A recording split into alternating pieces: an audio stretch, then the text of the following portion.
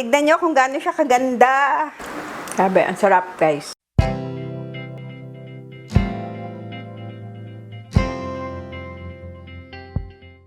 Hello everyone! Welcome to MasterChe! Today, sobrang cheesy ng ating lulutuin. But before we start, please don't forget to like and subscribe! Ngayon guys, isi-share ko sa inyo ang recipe ko ng macaroni and cheese. Napakasimple lang nito guys at sigurado akong magugustuhan nyo. So meron na tayo ditong hot water. Yan, kumukulo na siya. Lalagyan lang natin ng oil and salt. Then lalagay lang natin ang ating macaroni.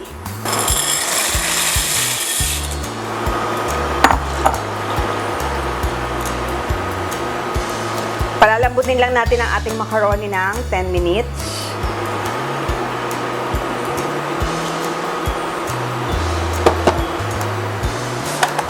A few moments later.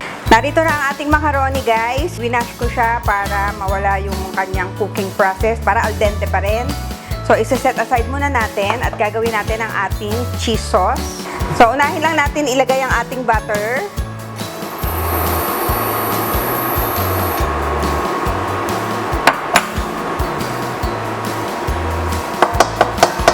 At ang ating flour. Ito yung ating magiging pampalapot. So, igigisa natin siya sa butter para masarap.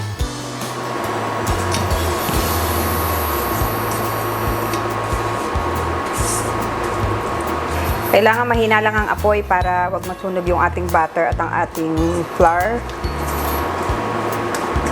Yan, lulutuin lang natin ang ating flour.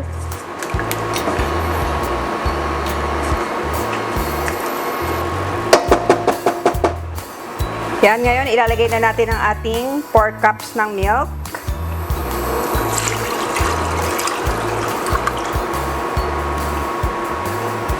At ilalagay na natin ang ating mga cheese.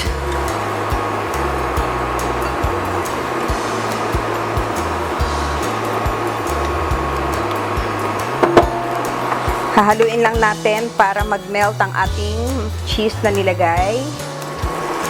Yan. Yan, hahaluin lang natin ang hahaluin.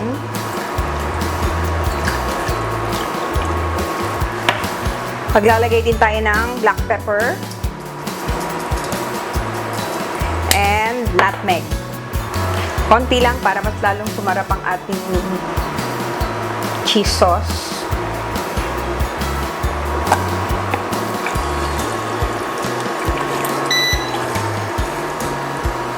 Yan, haluin lang natin ang haluin para matunaw ang ating mga cheese.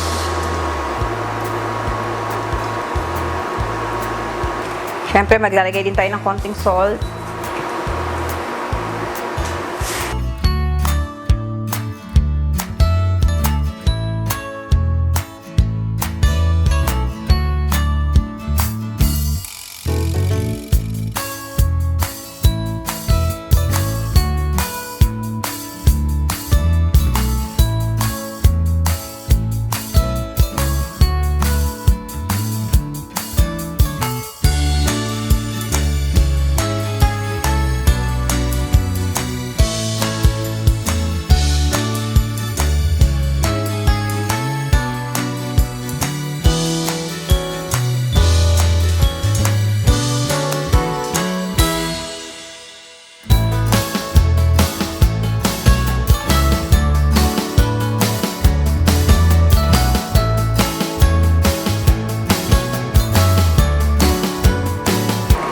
Yan, malapot na ating cheese sauce.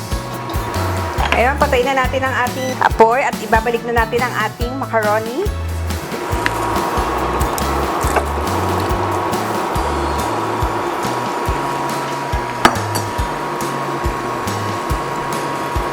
Yan, look at that. Oh.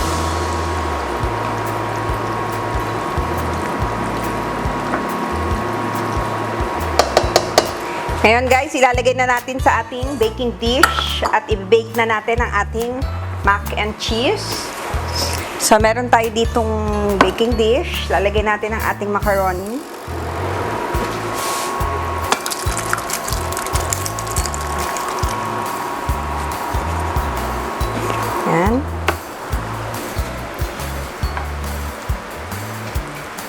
Lalagyan lang natin ng mozzarella cheese para talagang masarap ang ating mac and cheese. At ito ay ating i-bake.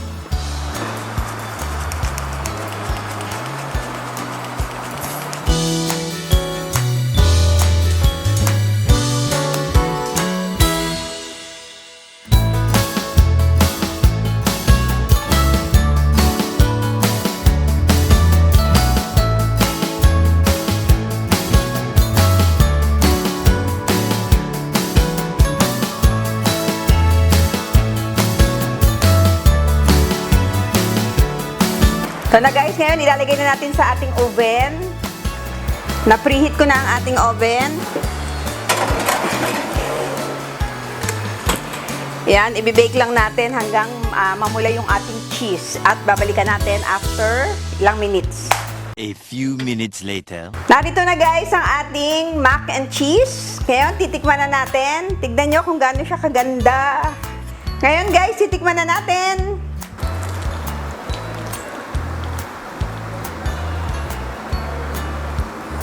Yan, tignan nyo kung gaano siya ka-cheesy at ka-creamy.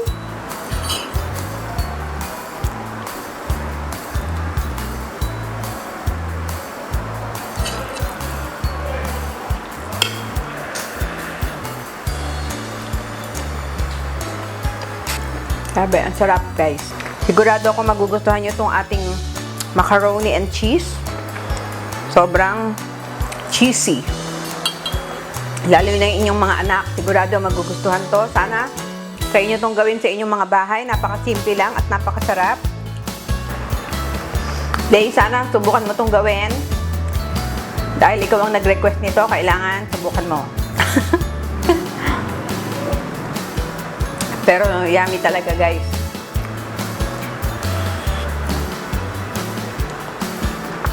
Saka napakasimple lang. Halo-halo lang. Bibake lang ng konti. Bago natin ituloy ang ating pagkain guys, gusto ko lang mag-shout out sa aking mga friends. Kay Judy Ann Okoy, thank you for watching.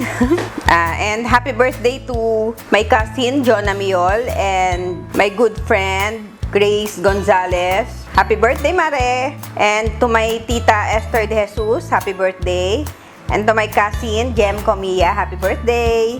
And syempre, to my brother, advance happy birthday, Jerome Mendoza. Miss na kita. Thank you guys for watching and sana nagustuhan nyo ang ating dish for today. And please try it at home. Napakasarap at napakasimple lang. And don't forget to like and subscribe and click the notification bell para every time may bagong video ay manonotify kayo. Thank you so much and God bless you all. Bye!